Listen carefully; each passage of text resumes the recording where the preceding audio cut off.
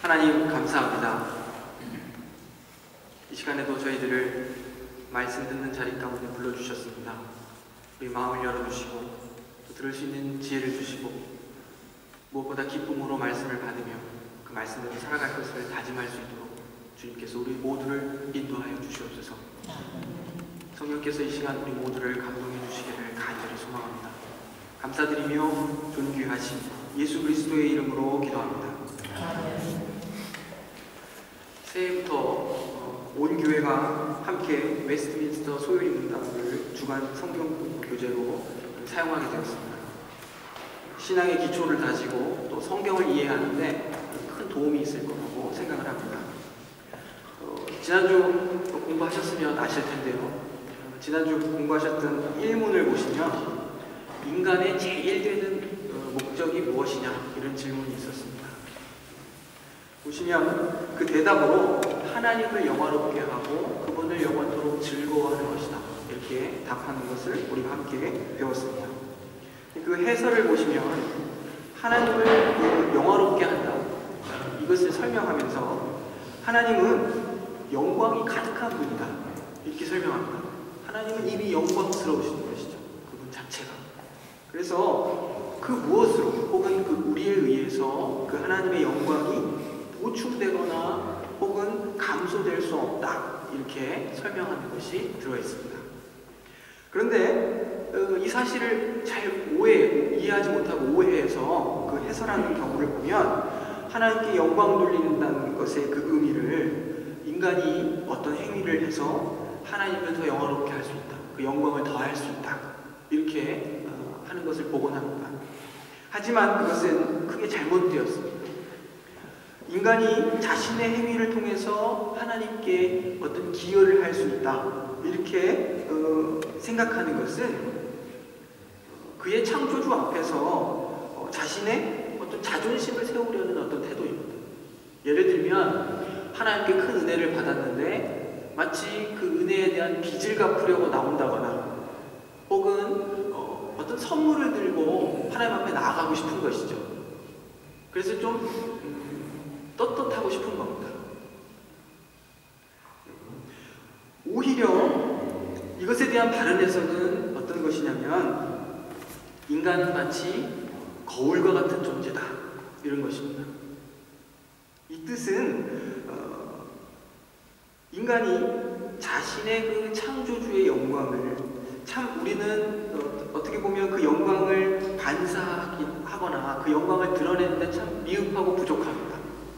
그럼에도 불구하고 우리가 피조물로서 또 그 피조물 중에 면류관으로서 하나님께서 인간을 그렇게 지으셨죠.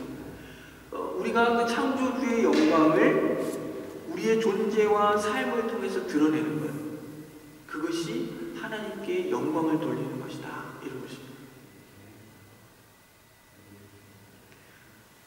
그 인생을 통해서 하나님의 어떠하심을 세상 가운데 드러내고 그분의 뜻을 실현하는 존재로 살아가도록 하신 것, 그것이 우리의 본분이요 삶의 목적입니다.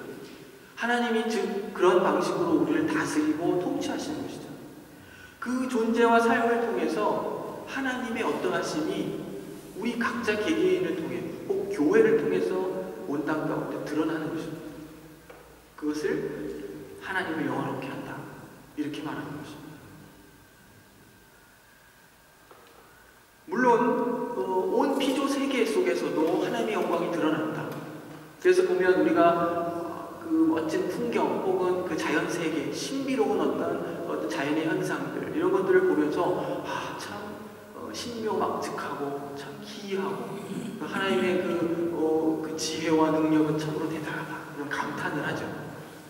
만물도 하나님의 영광을 나타내고 있는 것입니다.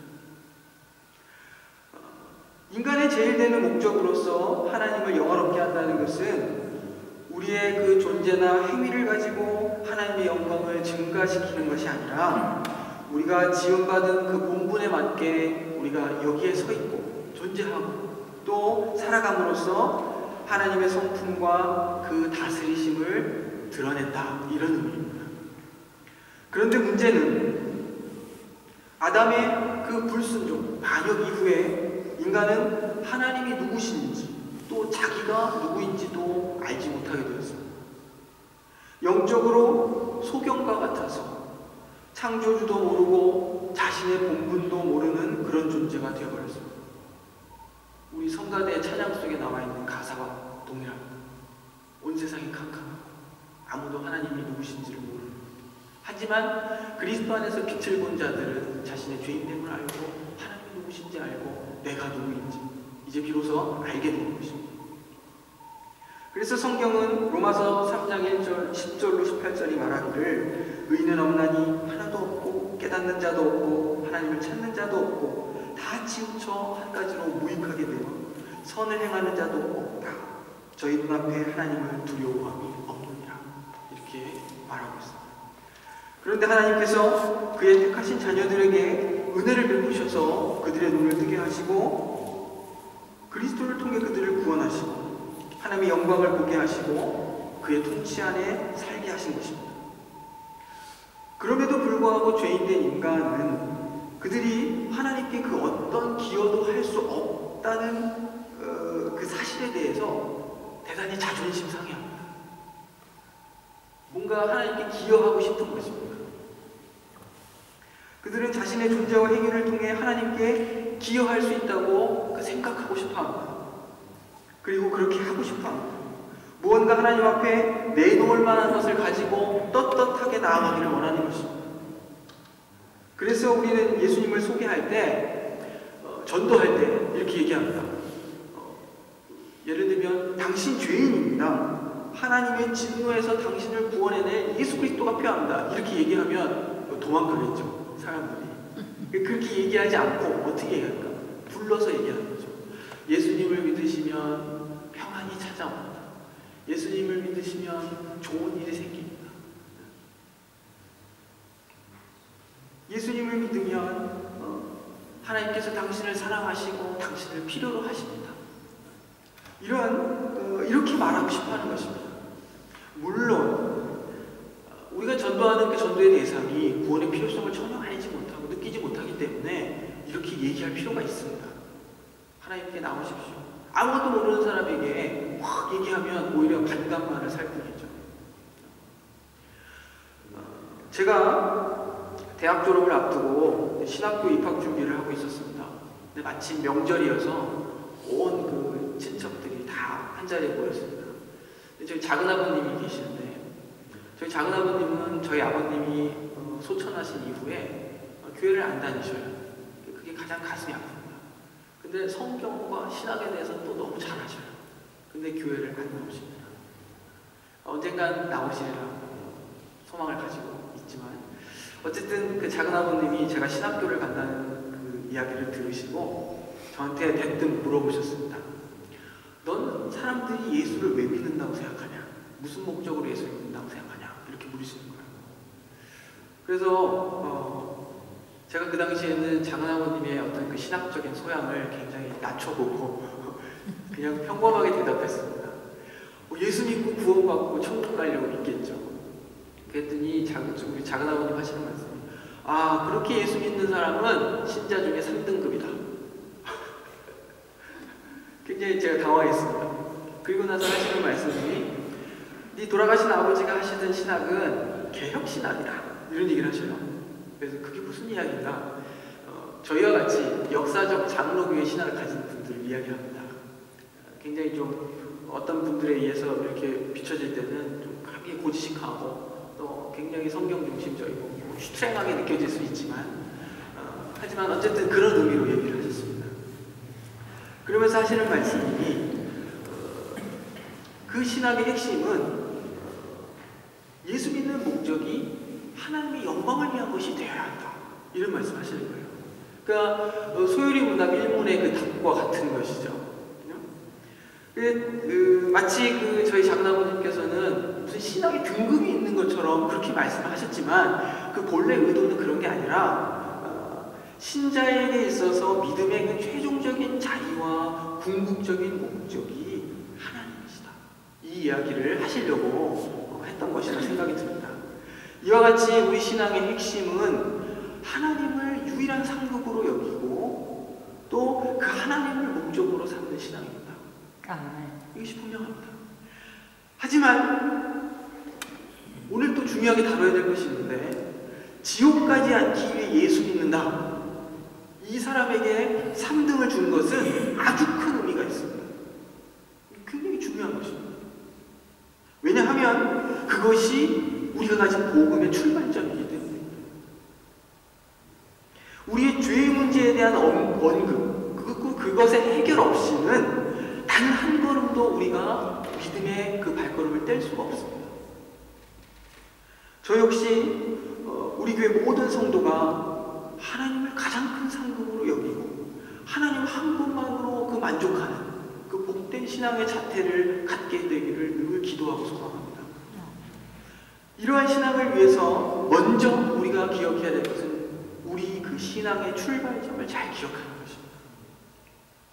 오늘 함께 읽은 본문 말씀을 보시면 복음의 출발점은 우리 기대와 사뭇 다릅니다.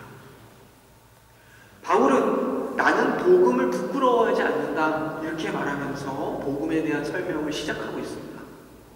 이 말은 나는 복음이 자랑스럽다를 강조해서 말하는 겁니다. 나는 복음이 자랑스럽다, 부끄럽지 않다. 사실 기독교 복음을 설명하는 것은 바울 당시에 그다지 자랑스러운 것이 아니었습니다. 복음은 십자가의 죽임을 당한 예수를 전하는 것인데, 십자가의 죽음은 가장 부끄럽고 비참한 죽음이었습니다. 가장 악독한 그 사람에게 내려지는 형벌이죠. 그런데 그 십자가의 죽음을 자랑스럽게 전한다는 건 좀 쉽지 않은 일이죠. 예수의 죽음에 관한 이야기는 그 당시 사람들이 듣기에 굉장히 거북하고 불편했습니다. 지금도 마찬가지입니다. 단순히 죽음 자체가 비참해서가 아니라 그 예수 이야기의 핵심은 인간의 죄와 하나님의 진노를 전제로 하고 있기 때문입니다. 인간은 죄인이라는 말을 듣기 싫어합니다. 더군다나 하나님의 진노가 불의로 진리를 막는 모든 경건치 않음과 불의에 대하여서 하늘로조차 나타났다, 이렇게 선언하는 것은 굉장히 불쾌하게 여깁니다. 하지만 복음은 바로 우리가 하나님의 진노로 인해 심판받아 죽어야 할 존재라는 사실에서 출발하고 있습니다. 그런데 우리 하나님께서 예수 그리스도를 보내시고 사람이 되게 하시고 우리의 죄를 대신 지고 그 형벌을 십자가에서 받게 하셨습니다. 하나님께서 예수님의 죽음을 통해 그의 의를 만족시키신 것입니다. 죽어야 할 자가 생명을 얻게 된 것, 바로 그것이 은혜입니다. 그래서 바울은 모두가 거북하게 들었던 그 예수의 죽음 이야기, 그것을 기쁜 소식이다 이렇게 소개하는 것입니다. 그리고 나는 그 복음을 결코 부끄러워하지 않는다 이렇게 말하고 있습니다. 왜냐하면 이 복음이 모든 믿는 자에게 구원을 주시는 하나님의 능력이기 때문입니다. 그런데 우리는 신앙하면서 이 복음의 출발점을 잊어버릴 때가 참 많습니다. 우리는 어느덧 겉으로 보기에 꽤 괜찮아 보이는 신앙의 모습을 갖추게 되었습니다. 주일 예배 드리는 것이 당연한 것으로 우리 안에 자리 잡게 되었고, 교회에서 직분도 얻게 되었고, 또 교회 봉사의 많은 부분을 감당하게 되었습니다. 헌금 생활도 잘하고 있습니다. 하지만 우리 중 누군가가 이와 같은 신앙 행위를 하나님께 보이기 위해 교회에 나온다고 생각해 보십시오. 이러한 신앙 행위들을 하나님께 나아갈 때 가져가는 선물이라고 생각한다면, 그래서 이러한 것들을 잘 갖추고 하나님 앞에 섰을 때 내가 떳떳하다면 그것은 신앙이 아니라 죄입니다. 거꾸로 어떤 이는 나는 현재 하나님 앞에 아무것도 가져갈 것이 없으니 마음의 준비가 되고 물질적인 준비가 되고 건강이 또한 허락되고 하나님 앞에 보란듯이 선물을 챙겨 나가야겠다 이렇게 생각한다면 이건 역시 똑같이 죄입니다. 은혜를 잊어버린 것입니다. 하나님이 참으로 우리에게 요구하시는 것이 무엇인지 그것을 놓치고 있는 것입니다. 우리는 하나님이 구원하셔서 부름받은 자들이고 여전히 그 은혜를 구하러 나오는 자들입니다. 무엇을 들고 자랑하러 나오는 자들이 아니라 그리스도의 필요성을 알기 때문에 그것 때문에 나오는 자들입니다. 우리 안에 이 사실을 방해하는 것이 있다면 우리는 그것과 싸워야 합니다. 우리의 모든 신앙 행위는 은혜의 결과로서 주어진 것들입니다. 우리의 것을 주님께 드리는 것이 아니라 주께로부터 받은 것을 다시금 돌려드리는 것뿐입니다. 우리에게 우리 자신을 드릴 힘을 주신 것에 대해 감사하는 것이고 그것을 마치 우리의 것인 양 기쁘게 받아주시는 하나님께 감사할 뿐입니다. 우리 신앙의 핵심은 만물이 주에게서 나오고 주로 말미암고 주로 주께로 돌아감이라 이 말씀을 믿는 것입니다. 우리의 할 일은 무엇입니까?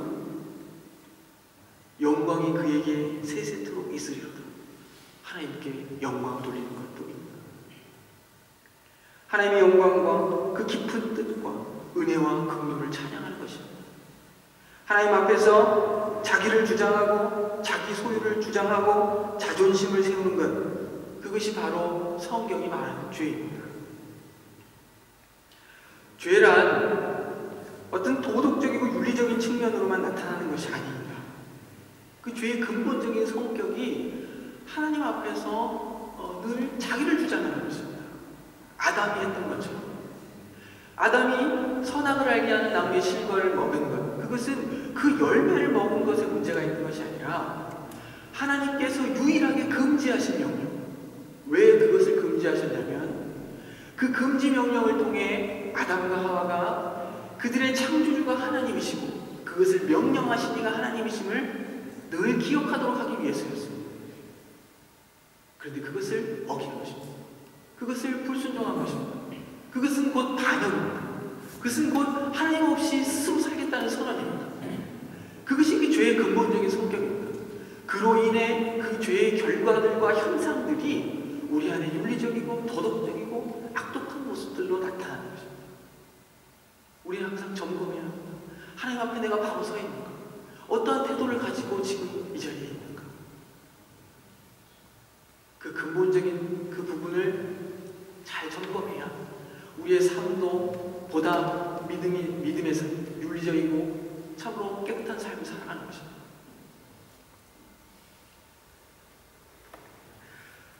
이 죄는 이와 같이 여러 단계가 있어서 나중에는 아주 교묘하게 천사의 모습으로도 나타납니다. 겉으로 보기에 완벽하게 그 하나님을 향하고 있는 어떤 행위들, 예를 들면 구제하는 것, 기도하는 것, 금식하는 것, 이런 것들조차도 하나님과는 전혀 무관하게 사람에게 보이기 위해 행해질 수 있습니다. 우리가 복음서를 통해서 늘 보는 것입니다. 예수님께서 늘 바리새인과 서기관들을 향하여 질책하시는 것입니다. 그러므로 우리가 취해야 할 신앙의 그 바른 입장은 우리의 그 근본적인 죄의 문제와 그 성향을 잘 이해하고 우리가 하나님의 긍휼히 여기심이 없으면 살 수 없습니다. 주님 살려주십시오. 이러한 입장에서 우리의 신앙이 출발하고 있다는 사실을 늘 기억하는 것입니다. 우리 기독교 신앙은 이러한 근본적인 죄의 문제에 대한 해결책을 갖고 있기 때문에 자랑스러운 것입니다. 세상 사람들의 눈에는 부끄럽게 보이는 그 참혹한 십자가가, 하나님의 진노의 자리 그 십자가가 모든 믿는 사람들에게 구원을 주는 능력이기에 자랑스러운 것입니다. 그런데 지옥에 간다는 사실을 심각하게 생각하지 못하게 만들고 그런 생각을 품는 것을 불쾌한 것으로 만들고 우리로 하여금 하나님을 믿게 된 것만으로도 감사하는 마음을 가지기보다 오히려 하나님 앞에 떳떳하고 당당하게 서는 것을 그렇게 우리를 만드는 그것에 대하여서 우리는 싸워야 합니다. 하나님 앞에 우리를 당당하게 세울 수 있다고 말하는 그 어떤 것과도 우리는 함께 할 수 없는 것입니다. 그래서 많은 신자들이 하나님 앞에서 감사합니다, 불쌍히 여겨주십시오 라고 말하기보다 하나님께서 내게 베푸신 은혜가 무엇인가 이것을 헤아리는 것보다 오늘 내가 할 일이 무엇인가로 바꿔놓고 있습니다. 자꾸 무엇을 하려는 것이죠.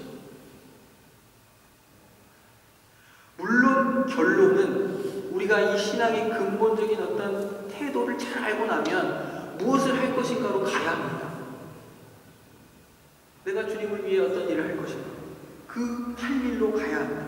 그러나 할 일이란 죄인을 구원하신 은혜를 기준 삼아서 그 위에 세워지는 건축물입니다. 구원의 사역을 약화시키거나 하나님 앞에서 해야 할 일을 하였다는 어떤 떳떳함 쪽으로 우리를 만들어 간다면 그것은 대단히 큰 문제가 있는 것입니다. 우리는 지난 주일 영적 예배에 대하여 함께 말씀을 나누었습니다. 시간 관계상 자세히 언급하지 못했는데 파송의 말씀을 함께 봉독할 때 영적 예배라는 그 독일어 성경 표현을 주의 깊게 보셨는지 잘 모르겠습니다. 어떻게 쓰였었냐면 이것이 너희의 드릴 영적 예배니라 이렇게 된 그 독일어 번역이 Dies sei euer vernünftiger Gottesdienst. vernünftiger. 이것은 헬라어로는 로기코스라는 어떤 표현입니다. 이거는 이성적이다 혹은 굉장히 합당하고 마땅한 것이다 이런 의미를 갖고 있습니다. 무슨 뜻이냐면 로마서 1장에서 11장까지는 신앙의 토대를 다루고 있습니다. 믿음에 대하여. 그리고 나서 12장부터는 신앙의 실천적인 문제를 다루는 것입니다. 그래서 12장부터는 명령문이 많이 나옵니다. 이렇게 행하라, 이렇게 살아라, 마음을 새롭게 하라. 이것이 바로 우리가 드릴 합당한 이성적인 예배다. 이렇게 지금 사도가 이야기하는 것입니다. 영적이다 했을 때 마치 두 발을 공중에 띄우고 뭔가 다른 세계의 것을 추구하는 것이냐 그런 것이 아니라 믿음의 토대를 분명히 세웠으면 그의 삶 속에 굉장히 책임있게 그 삶을 살아내는 하나님의 백성답게 그것이 우리가 드릴 합당한 예배다. 그것이 영적인 예배다. 이렇게 사도는 이야기하는 것입니다.